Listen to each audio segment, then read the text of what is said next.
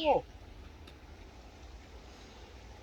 no, I don't need car insurance. I wasn't in an accident recently. I don't even own a car.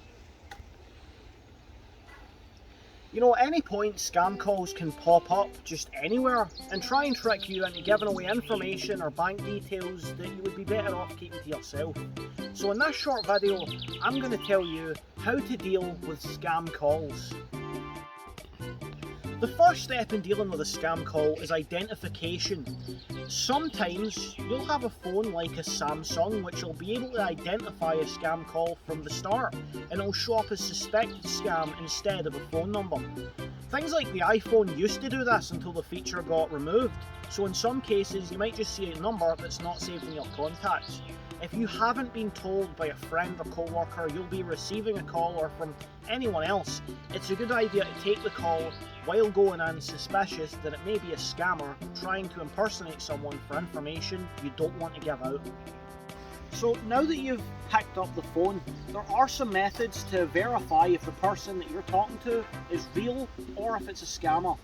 If it's a company that you're supposed to be working with, or maybe it's even your self-service provider, it's a good idea to familiarise yourself with different verification methods they use based on their accounts. A good example would be my cell phone service provider.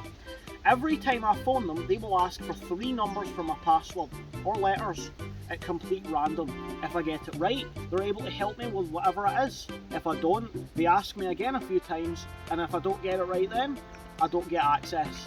Most scam callers that will try and impersonate a cell service will not do verification. They'll simply tell you they've got an offer or there's been an issue, and will not have any answer to any real customer info. Keep an eye on that. Another good idea is to ask questions related to the person or company that's supposed to be calling you.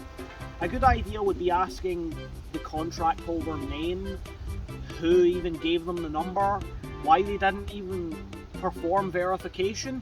Usually with scam callers, it scares them enough that they'll hang up immediately, or they might continue lying and give a valid reason. Okay, before we go through this, can I quickly ask, who referred you to this number? So, can you tell me the name of the contract holder, please? They hung up.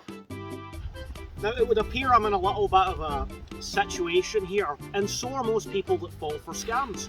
So a good question is, how do you deal with scam callers? If they haven't hung up the phone when you're asking these questions to verify they're real, then the best thing to do is one of 2 options. Firstly, hang up the phone. Secondly, if you've got a free minute, why not waste their time? After all, every second you keep them on the line confused is another second they can't use to scam some elderly person that may fall for the trick.